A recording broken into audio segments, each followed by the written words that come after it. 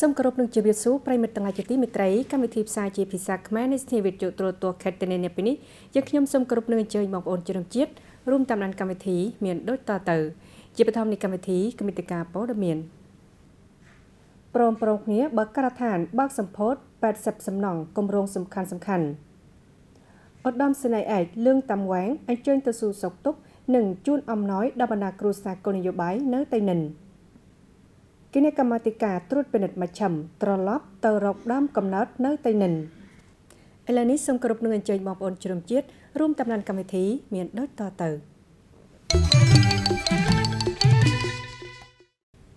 ទស្សនិកជនទាំងឡាយជាទីមេត្រីនាព្រឹកថ្ងៃទី19ខែមេសានៅមុំបណ្ដាញស្ថានីយ៍ទេ3អាកាសយានដ្ឋានអន្តរជាតិតឹងសឹងញឹកទីក្រុងហូជីមិញនាយករដ្ឋមន្ត្រីហ្វាមិនចិនបានអញ្ជើញជាអធិបតី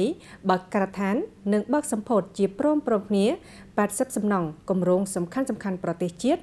និងបណ្ដាគម្រោងសំខាន់ទូទាំងប្រទេសដើម្បីអបអរសាទរលើកទី50ឆ្នាំទិវារំដោះភាគខាងត្បូងឯកភាពទឹកដីថ្ងៃទី30មេសា1975 30មេសាឆ្នាំ2025ពិធីបើកការដ្ឋានសាងសង់និងបើកសម្ពោធត្រូវបានរៀបចំតាមប្រព័ន្ធអ៊ីនធឺណិតជាមួយនឹងមុំបណ្ដាញសំខាន់គឺស្ថានីយ៍ទេ3អាកាសយានដ្ឋានតឹងសឹងញឹកនិងតាមអ៊ីនធឺណិតទៅដល់79មុំបណ្ដាញនៅ34ខេត្តក្រុងលើទូទាំងភាគតំបន់ភាគខាងជើងភាគកណ្ដាលភាគខាងត្បូងក្នុងទូទាំងប្រទេស80គម្រោងត្រូវបានរៀបចំបើកការដ្ឋានសាងសង់និងបើកសម្ពោធជាមួយទុនវិនិយោគសរុបជាង445,000លានដុល្លារក្នុងនោះមាន40គម្រោងក្នុងវិស័យគមនាគមន៍12គម្រោងសំណង់ឧស្សាហកម្មនិងសំណង់ស៊ីវិល12គម្រោងអប់រំ9គម្រោងវប្បធម៌សង្គម5គម្រោងសុខាភិបាលសហគមន៍និង2គម្រោងសំណង់ធារាសាស្ត្រថ្លែងមតិក្នុងព្រឹត្តិការណ៍នេះអះអាងការខិតខំប្រឹងប្រែងនៃប្រព័ន្ធនយោបាយទាំងមូលក្រោមការដឹកនាំរបស់បកនាយករដ្ឋមន្ត្រីហ្វាមិនចេញបានសង្កត់ធ្ងន់ថាការប៉ងប្រាថ្នាឯករាជ្យសេរីភាពនិងសន្តិភាពរបស់ប្រជាជាតិទាំងមូលបានក្លាយជាការពិតជាមួយកម្រិតកំពូលគឺយុទ្ធនាការហូជីមិញប្រវត្តិសាស្ត្រនិងមហាជ័យជំនះនីតិរដូវឆ្នាំ1975 50ឆ្នាំរំដោះប្រទេសភាគខាងត្បូងនិងឯកភាពទឹកដីបានធ្វើឲ្យអ្នករាល់គ្នាគ្រប់គ្រងគ្រួសារពេញចិត្តនិងក្តីសង្ឃឹមបន្ទាប់ពីជាច្រើនឆ្នាំតស៊ូវីរភាពកសាងប្រទេសជាតិពលីបាត់បង់ប៉ុន្តែពោពេញដោយមោទនភាពនិងកិត្តិយសនាយករដ្ឋមន្ត្រីហ្វាមិនចេញបានចាត់ទុកថា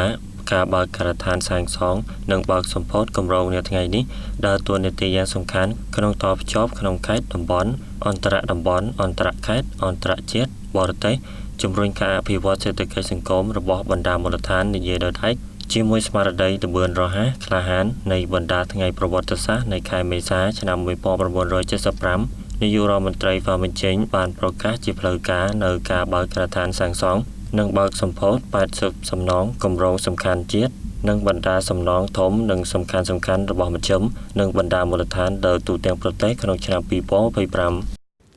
ទស្សនិកជនទាំងឡាយជាទីមេត្រីនារសៀលថ្ងៃទី19ខែមេសា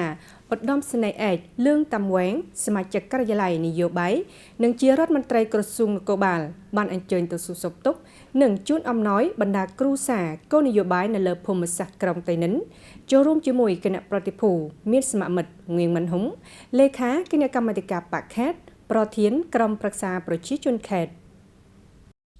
ឧត្តមសេនីយ៍ឯកលឿងតាមវ៉ាងបានអញ្ជើញទៅអុជធូបនៅគេហដ្ឋានរបស់សពអតីតវរសេនីយ៍ឯកវរៈបរោះកងកម្លាំងប្រដាប់អាវុធប្រជាជនហាមន្ត្រីបានគេដឹងថាជាមួយឈ្មោះហៅថាមើធឿងឧត្តមសេនីយ៍ឯកបានទៅសួរសុខទុក្ខក្រុមគ្រួសារសម្ដែងការដឹងគុណយ៉ាងជ្រាលជ្រៅចំពោះការរួមចំណែករបស់សពអតីតវរសេនីយ៍ឯកមើធឿងនៅក្នុងបបហេតុបដិវត្តន៍បន្ទាប់មកគណៈប្រតិភូបានអញ្ជើញទៅសួរសុខទុក្ខឧត្តមសេនីយ៍ត្រីងូវ៉ាងឡុងអតីតមន្ត្រីការិយាល័យគណៈកម្មាធិការសន្តិសុខគណៈកម្មាធិការមជ្ឈិមបកភាគខាងត្បូងអតីតនាយកនគរបាលខេត្តតេនិនវរមេដាវៀតណាមលេធីហៃក្នុងប្រយាករដ៏កក់ក្ដៅស្និទ្ធស្នាលឧត្តមសេនីយ៍ឯកលឿងតាមវ៉ាងបានអញ្ជើញទៅសួរសុខទុក្ខអំពីសុខភាពនិងជីវភាពរស់នៅព្រមទាំងសម្ដែងការដឹងគុណចំពោះការលះបង់និងរួមវិភាគទានរបស់បុព្វបុរសជំនាន់មុន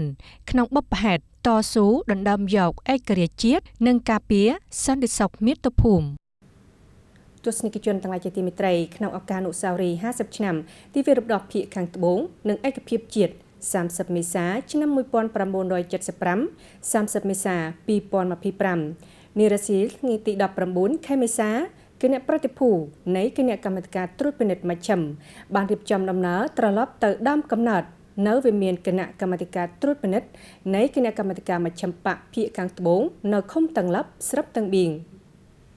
អញ្ជើញចូលរួមក្នុងពិធីមានលោកងឿងយូងោកសមាជិកការិយាល័យនយោបាយលេខាមជ្ឈិមបកប្រធានគណៈកម្មាធិការត្រួតពិនិត្យមជ្ឈិមរួមជាមួយបណ្ដាអនុប្រធានគណៈកម្មាធិការត្រួតពិនិត្យមជ្ឈិមរួមមានលោកត្រឹងវងរងលោកងឿងហុងលិនលោកត្រឹងទីងហឹងចំពោះខាងខេត្តតៃនិនមានលោកហ្វាមហុងតៃអនុលេខាគណៈកម្មាធិការបកខេត្តប្រធានក្រុមប្រតិពលរដ្ឋសភាខេត្តលោកហ្វាងវិនវុកវិនសមាជិកគណៈអចិន្ត្រៃយ៍គណៈកម្មាធិការបកខេត្តប្រធានគណៈកម្មការត្រួតពិនិត្យបកខេត្តចំពោះមុខវិញ្ញាណក្ខន្ធនៃយុទ្ធជនពលីគណៈប្រតិពលបានថ្វាយជូនកម្រងផ្កានិងធូបក្រអូបក្រាបបង្គំគោលដោយគោរពដឹងគុណដ៏វិសេសវិសាលចំពោះការលះបង់ដ៏ធំធេងរបស់វីរយុទ្ធជនពលីបណ្ដាថ្នាក់ដឹកនាំចំនួនមុនកម្មាភិបាលយុទ្ធជននៃគណៈកម្មាធិការត្រួតពិនិត្យមជ្ឈិមបកភាគខាងត្បូងក្នុងឱកាសនេះគណៈប្រតិពលគណៈកម្មាធិការត្រួតពិនិត្យមជ្ឈិមបានដាំដើមឈើអនុស្សាវរីយ៍នៅកែដំណែលដែលគណៈកម្មការត្រួតពិនិត្យគណៈកម្មាធិការមជ្ឈិមបកភាគខាងត្បូងទន្ទឹមនឹងនោះបានអញ្ជើញទៅជូន20ចំណែកអំណោយឲ្យបណ្ដាគ្រួសារគោលនយោបាយជួបការលំបាកនៅឃុំតឹងឡាប់ស្រុកតឹងបេងទស្សនិកជនទាំងឡាយជាទីមេត្រីដើម្បីទប់ស្កាត់កាត់បន្ថយគ្រោះថ្នាក់ចរាចរណ៍នៅលើភូមិសាស្ត្រខេត្តនគរបាលខេត្តតេនិនបន្តផ្សព្វផ្សាយផែនការត្រួតពិនិត្យគ្រប់គ្រងមធ្យោបាយនិងវិនិច្ឆ័យល្មើសអំពីសណ្ដាប់ធ្នាប់សុវត្ថិភាពចរាចរណ៍ផែនការត្រួតពិនិត្យគ្រប់គ្រងមធ្យោបាយនិងវិនិច្ឆ័យល្មើសសណ្ដាប់ធ្នាប់សុវត្ថិភាពចរាចរណ៍ដើម្បីគ្រប់គ្រងកាត់បន្ថយគ្រោះថ្នាក់ចរាចរណ៍បានសម្រេចដំណាក់កាលទី1ក្នុងខែមីនានគរបាលខេត្តនឹងបន្តអនុវត្តដំណាក់កាលទី2ចាប់ពីថ្ងៃទី1ខែមេសាឆ្នាំ2025ក្នុងនោះថ្នាក់ខេត្តបានរៀបចំ27ក្រុមការងារដើម្បីបំពេញភារកិច្ចលើបណ្ដាផ្លូវជាតិផ្លូវខេត្តផ្លូវស្រុកនិងផ្លូវក្រុងនគរបាលថ្នាក់ឃុំរៀបចំយាមល្បាតឯករាជ្យបិទជិតលើខ្សែផ្លូវភូមិសាស្ត្ររួមផ្សំជាមួយគ្រប់គ្រងនៅទីកន្លែងតែមួយដើម្បីអនុវត្តផែនការឲ្យមានប្រសិទ្ធភាពនគរបាលខេត្តបានចង្អុលណែនាំបណ្ដាកងកម្លាំងច្បាមជាប់ស្ថានភាពជាក់ស្ដែងភូមិសាស្ត្រលើកកម្ពស់គុណភាពនិងប្រសិទ្ធភាពក្នុងការធានាសណ្ដាប់ធ្នាប់សុវត្ថិភាពចរាចរណ៍កាត់បន្ថយគ្រោះថ្នាក់ចរាចរណ៍និងលើកកម្ពស់ការយល់ដឹងគោរពច្បាប់របស់ប្រជាពលរដ្ឋចាប់ពីថ្ងៃទី1មករា2025ការិយាល័យនគរបាលចរាចរណ៍នគរបាលខេត្តតេនិនបានទទួលប្រព័ន្ធកាមេរ៉ាឃ្លាំមើលសណ្ដាប់ធ្នាប់សុវត្ថិភាពចរាចរណ៍ពីនគរបាលក្រុងតេនិនតាមរយៈប្រព័ន្ធកាមេរ៉ាឃ្លាំមើលបានទទួល64ករណីឡានគ្រប់ប្រភេទល្មើសមិនគោរពភ្លើងសញ្ញាចរាចរណ៍ត្រូវបានចាញ់សេចក្តីជូនដំណឹងឲ្យម្ចាស់មធ្យោបាយភាគច្រើនបណ្ដាករណីត្រូវបានផាកពិន័យបាននឹងកំពុងបំពេញកាតព្វកិច្ចបង់ប្រាក់ពិន័យប្រសិនបើអ្នកដែលត្រូវបានផាកពិន័យតាមក្រោយមិនបានអនុវត្តមិនអាចអនុវត្តត្រួតពិនិត្យមធ្យោបាយបានទេហើយមិនអាចអនុវត្តបណ្ដាបែបបទរដ្ឋបាលពាក់ព័ន្ធក្នុងការងារចុះបញ្ជីមធ្យោបាយបានទេទស្សនិកជនទាំងឡាយជាទីមេត្រីពង្រីកស្មារតីសិក្សានិងអនុវត្តតាម6ប្រការបង្រៀនរបស់អង្គរយុវជននគរបាលប្រជាជនបាននឹងកំពុងក្លាយជាកម្លាំងស្នូលឈានមុខនៅលើគ្រប់សមរភូមិការពារសន្តិសុខជាតិជាមួយភាពឃ្លាវខ្លាអង្អាចក្លាហាននិងភាពឆ្លាតវៃសមាជិកសម្ព័ន្ធយុវជននគរបាលបានសម្រេចជាច្រើនស្នាដៃរួមចំណែកយ៉ាងសកម្មលើកិច្ចការរក្សាសន្តិសុខនយោបាយសណ្ដាប់ធ្នាប់សុវត្ថិភាពសង្គមសាយភាយចលនាប្រជាជនទាំងមូលការពារសន្តិសុខមាតុភូមិក្នុងសហគមន៍ចាប់ពីឆ្នាំ1998មកចលនាយុទ្ធជននគរបាលប្រជាជនសិក្សានិងអនុវត្ត6ប្រការបង្រៀនរបស់អង្គរបានក្លាយទៅជាគោលដៅក្នុងលុតដំសិលធម៌របៀបរស់នៅនិងឧត្តមគតិបរិវត្តរបស់ចំនួនយុវជនចលនាបានសាយភាយយ៉ាងទូលំទូលាយក្លាយជាកម្លាំងចលករដើម្បីកម្មាភិបាលវ័យក្មេងនៃកម្លាំងទាំងមូលកែលម្អខ្លួនចាស់ទុំនិងលះបង់ ក្នុងដំណាក់កាលឆ្នាំ2023-2025យុវជននគរបាលប្រជាជនបានអះអាងតួនាទីស្នូលលើជាច្រើនភូមិសាស្ត្រសំខាន់ៗនិងស្មុគស្មាញអំពីសន្តិសុខនិងសណ្ដាប់ធ្នាប់ពួកគេគឺជាកម្លាំងឈានមុខក្នុងការធ្វើសេនាធិការផ្សព្វផ្សាយបណ្ដាវិធានការការពារសន្តិសុខជាតិយ៉ាងឆាប់និងពីចម្ងាយជិត400សំណងនិងកិច្ចការរបស់យុវជនបានអនុវត្តប្រកបដោយប្រសិទ្ធភាពរួមចំណែកជាក់ស្ដែងក្នុងភារកិច្ចជំនាញនិងផ្សារភ្ជាប់ជាមួយមូលដ្ឋានជាច្រើនកម្មវិធីវ័យក្មេងជាគំរូលេចធ្លោក្នុងការងារសម្ព័ន្ធយុវជនសិក្សានិងបម្រើប្រជាជនក្នុងពិធីលើកតម្កើងយុវជនគំរូអនុវត្តតាមការប្រៀនប្រដៅរបស់នៃកម្លាំងនគរបាលប្រជាជនទាំងមូលដំណាក់កាល2023-2025នៅពិធីបោះជំរំយុវជនដើម្បីសន្តិសុខជាតិប្រព្រឹត្តឡើងនាព្រឹកថ្ងៃទី19មេសានៅតៃនិន50បុគ្គលឆ្នើមត្រូវបានផ្ដល់កិត្តិយសពួកគេជាបណ្ដាយុទ្ធជនដ៏ឆ្លាតវៃនិងក្លាហានគឺជាគណៈភិបាលឃុំ3ច្បាប់ជាប់4រួមគ្នាជាអ្នកបច្ចេកទេសវិជ្ជាបណ្ឌិតឧស្សាហ៍ព្យាយាមឬសិស្សឆ្លងការលំបាកសិក្សាពូកែ Trong thời gian vừa qua thì bản thân cũng đã nêu cao tinh thần trách nhiệm រយៈពេលកន្លងនេះខ្លួនខ្ញុំបានលើកកម្ពស់ស្មារតីទទួលខុសត្រូវនិងកម្លាំងយុវជនបម្រើឲ្យមាតុភូមិបម្រើនគរបាលប្រជាជនខិតខំកម្លាំងយុវវ័យនិងសិក្សាលើកកម្ពស់ជំនាញទ្រឹស្ដីនយោបាយច្បាប់ជំនាញវិជ្ជាជីវៈដើម្បីរួមចំណែកធានាសន្តិសុខសណ្ដាប់ធ្នាប់សុវត្ថិភាពសង្គម nghiệp vụ để góp phần vào đảm bảo an ninh trật tự an toàn xã hội ចលនាប្រជាជនទាំងមូលការពារសន្តិសុខមាតុភូមិផ្សារភ្ជាប់ជាមួយសកម្មភាពយុវជនឈានមុខការពារមាតុភូមិកំពុងសាយភាយស៊ីជម្រៅជាច្រើនគំរូដែលមានប្រសិទ្ធភាពដូចជាអ្នករាល់គ្នារៀន Digital យុវជនទាំងមូលគាំទ្រទិន្នន័យប្រជាជនអត្តសញ្ញាណប័ណ្ណបានពង្រីកយ៉ាងច្បាស់អំពីតួនាទីរបស់សមាជិកសម្ព័ន្ធយុវជននៅមូលដ្ឋានសមូហភាពព្រមទាំងបណ្ដាបុគ្គលិកសមាជិកយុវជនកសាមគ្គីពេលយើងបានកសាងបានប្រព័ន្ធកងកម្លាំងលើគ្រប់មូលដ្ឋានដើម្បីរួមគ្នាផ្លាស់ប្ដូរបណ្ដាចំណេះដឹងជំនាញព្រមទាំងវិធីសាស្ត្រដើម្បីចូលរួមក្នុងការងារប្រជាជនទាំងមូលការពារសន្តិសុខមាតុភូមិក្នុងលើកនេះបានត្រឡប់មកវិញពីគណៈកម្មាធិការមជ្ឈិមបកភាគខាងត្បូងអង្គភាពសម្ព័ន្ធយុវជននគរបាលខេត្តបេញดินក៏សង្ឃឹមថានេះជាឱកាសដើម្បីរាយការណ៍ជូនលំហព្រមទាំងតាមរយៈនោះបង្ហាញពីឫទ្ធានុភាពប្រឡំប្រណាំងសុស្រាក់សុស្រាំរបស់សមាជិកសម្ព័ន្ធយុវជនផងដែរ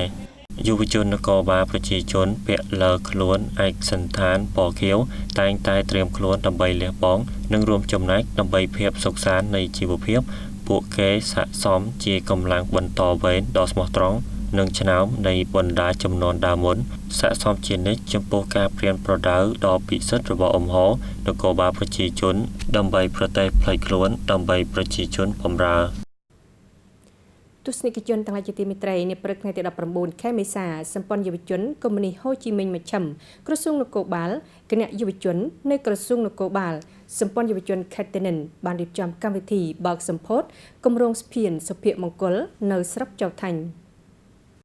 គម្រោងស្ពានសុភមង្គលមានតម្លៃ300លានដុំដោយមជ្ឈមណ្ឌលព័ត៌មានធនធានស្ម័គ្រចិត្តវៀតណាមគាំទ្រថវិកាអនុវត្តដើម្បីគោលបំណងគាំទ្រមធ្យោបាយចរាចរណ៍ដោយសុវត្ថិភាពនិងងាយស្រួលឲ្យប្រជាជននិងកុមារនៅឃុំហៅឌឿកនិងឃុំដងខើយស្រុកចៅថាញ់ប្រជាជននៅទីនេះក៏រំភើបសប្បាយរីករាយខ្លាំងណាស់ស្ពានងាយស្រួលធ្វើដំណើរពូមីងបងប្អូននៅទីនេះក៏ថ្លែងអំណរអគុណដល់អាជ្ញាធរគ្រប់លំដាប់ថ្នាក់ក្នុងកម្មវិធីនេះមជ្ឈមណ្ឌលជាតិស្ម័គ្រចិត្តបានប្រគល់កង់ចំនួន5គ្រឿងនិងអំណោយឲ្យកុមារនៅមូលដ្ឋាននាថ្ងៃដដែលគណៈប្រតិភូក៏បានប្រគល់មួយបន្ទប់កុំព្យូទ័រនិងអំណោយឲ្យសិស្សានុសិស្សនៃសាលាបឋមសិក្សាដ៏តឹងញៀងនៅភូមិអាំងបិញបើកការដ្ឋានមួយខ្នងផ្ទះឲ្យយុទ្ធជននគរបាលនៅភូមិថាញ់បិញឃុំអាំងបិញនៅឃុំឡយថងស្រុកបឺនកោគណៈអចិន្ត្រៃយ៍សម្ព័ន្ធយុវជនខេត្តនិងគណៈកម្មការសហការយុវជនខេត្តតេនិនក៏បានរៀបចំពិធីបើកការដ្ឋានសាងសង់ស្ពានសុភមង្គលស្ពានជីវភាពរបស់ប្រជាជននៅភូមិថងដងស្ពានសុភមង្គលនិងស្ពានជីវភាពរបស់ប្រជាជនគឺជាស្ពានបៃតងសរសៃដែកជាមួយទំហំទទឹង4ម៉ែត្របណ្ដោយ27ម៉ែត្រមានតម្លៃសរុប350លានដុល្លារ នេះជាសកម្មភាពបង្ហាញការរួមដំណើររបស់អង្គការសម្ព័ន្ធយុវជនសមាគមគ្រប់លំដាប់ថ្នាក់និងមជ្ឈមណ្ឌលស្ម័គ្រចិត្តជាតិសម្រាប់ប្រជាជននៅតំបន់ព្រំដែននិយាយរួមនិងឃុំលើយថងនិយាយដោយឡែកក្នុងក្របខ័ណ្ឌនៃកម្មវិធីគណៈអចិន្ត្រៃយ៍សម្ព័ន្ធយុវជនខេត្តនិងគណៈកម្មាធិការសម្ព័ន្ធយុវជនខេត្តតេនិនបានរៀបចំពិធីបើកការដ្ឋានសាងសង់ផ្ទះឧបការគុណឲ្យគ្រួសារលោកចឹងតាហ្វឹងស្ថិតនៅភូមិសំឡឃុំទៀងថងថាវិការអនុវត្តដោយសារជីវកម្មអាកាសយានដ្ឋានវៀតណាម ICV និងការរួមចំណែករបស់រដ្ឋអំណាចមូលដ្ឋានជាមួយតម្លៃសរុប80លានដងទស្សនិកជនទាំងឡាយជាទីមេត្រីតាមរបាយការណ៍សំយោគមតិសំណើរបស់ម្ចាស់ឆ្នោតប្រជាពលរដ្ឋរយៈពេលកន្លងមកនេះម្ចាស់ឆ្នោតនិងប្រជាជនបានយកចិត្តទុកដាក់ព្រួយបារម្ភអំពីបញ្ហាទំនិញក្លែងក្លាយគ្មានគុណភាពនិងទំនិញរត់ពន្ធនៅតែកើតឡើងជាច្រើនកន្លែងជាពិសេសពាក់ព័ន្ធនឹងករណីជិត600ផលិតផលទឹកដោះគោក្លែងក្លាយត្រូវបានរកឃើញមតិរបស់ម្ចាស់ឆ្នោតនិងប្រជាជនគឺត្រូវការចូលរួមនិងវិនិច្ឆ័យយ៉ាងតឹងរ៉ឹងពីបណ្ដាស្ថាប័នមុខងារជិត600ម៉ាកទឹកដោះគោម្សៅក្លែងក្លាយគ្រប់ប្រភេទសម្រាប់អ្នកមានជំងឺទឹកនោមផ្អែមខ្សោយក្រលៀនទាររោគមិនគ្រប់ខែនិងស្ត្រីមានផ្ទៃពោះបាននាំចូលទីផ្សារដើម្បីលក់ក្នុង4ឆ្នាំផលិតcó mấy trăm loại 500-600 loại sữa giả មានរាប់រយប្រភេទទឹកដោះគោខ្ញុំឃើញថាព្រួយបារម្ភណាស់ខ្ញុំគិតថាប្រទេសមួយត្រូវការទឹកដោះគោតែ5ទៅ10ប្រភេទប៉ុណ្ណោះប៉ុន្តែល្អបានហើយប៉ុន្តែវាពាសវាលពាសកាលដោយខេត្តមួយនៅហាបិនផ្ដល់ទឹកដោះគោរាប់រយប្រភេទខ្ញុំគិតថារស់រានមិនគ្រប់គ្រាន់ការទទួលខុសត្រូវមតិសាធារណជនមិនទាន់ធំធេងមតិសាធារណជនមិនទាន់ថេងថោងពីខ្សែសង្វាក់ផលិតទឹកដោះគោក្លែងក្លាយត្រូវបានបន្ថែមខ្សែសង្វាក់ផលិតកម្មថ្នាំព្យាបាលជំងឺក្លែងក្លាយបញ្ហាកាន់តែធ្វើឲ្យមតិសាធារណជនថ្នាក់គឺរហូតមកដល់ពេលនេះមិនទាន់មានស្ថាប័នមុខងារណាចេញមុខទទួលខុសត្រូវនៅឡើយពេលសុខភាពព្រមទាំងអាយុជីវិតរបស់ប្រជាជនត្រូវបានគំរាមកំហែងការទទួលខុសត្រូវមិនអាចជាបាល់ទះមួយអាចលើកទៅលើកមកបានទេ Tôi nghĩ rằng là đến cái lúc này là chúng ta cần phải củng cố lại ខ្ញុំគិតថាដល់ពេលនេះយើងត្រូវពង្រឹងឡើងវិញជាពិសេសគឺការងារដាក់ការទទួលខុសត្រូវវិសោធនកម្មច្បាប់វិសោធនកម្មចរាចរណ៍មិនដូចថាក្រសួងនេះគ្រប់គ្រងបន្តិចក្រសួងនោះគ្រប់គ្រងបន្តិចរុញចោះចេញអាជ្ញាប័ណ្ណចេញការត្រួតពិនិត្យអធិការកិច្ចគ្មានប្រសិទ្ធភាពក្នុងការគ្រប់គ្រងរដ្ឋខ្ញុំគិតថាក្រសួងសុខាភិបាលឬក្រសួងឧស្សាហកម្មនិងពាណិជ្ជកម្មច្បាស់ខ្សែព្រំខណ្ឌមិនទុកក្រសួងទាំងពីររួមគ្នាទំនិញក្លែងក្លាយនៅតែស្ងៀមស្ងាត់ឆ្លងទៅទីផ្សារហើយអ្នកណាក៏អាចក្លាយជាជនរងគ្រោះទាក់ទិននឹងឧបទ្ទវហេតុនេះនាយកដ្ឋានសុវត្ថិភាពចំណីអាហារក្រសួងសុខាភិបាលបានសំណើបណ្ដាមូលដ្ឋានត្រូវពិនិត្យនិងផ្ដល់ព័ត៌មានពាក់ព័ន្ធនឹងបណ្ដាគ្រឹះស្ថានផលិតទិញលក់ទឹកដោះគោក្លែងក្លាយទស្សនិកជនទាំងឡាយជាទីមេត្រីកម្មវិធីផ្សាយជាភាសាខ្មែរនៃស្នេហ៍វិទ្យុទូរទស្សន៍ខេត្តតេនិននៅពេលនេះសូមបញ្ចប់ត្រឹមតែប៉ុណ្ណេះសូមថ្លែងអំណរគុណចំពោះប្រិមិត្តដែលចំណាយពេលយកចិត្តទុកដាក់សម្រាប់នាងខ្ញុំនិងអ្នករៀបរៀងកម្មវិធីនៅពេលនេះសូមជម្រាបលាដោយមេត្រីនិងសូមសន្យាជួបវិញនៅកម្មវិធីលើកក្រោយទៀតសូមជម្រាបលា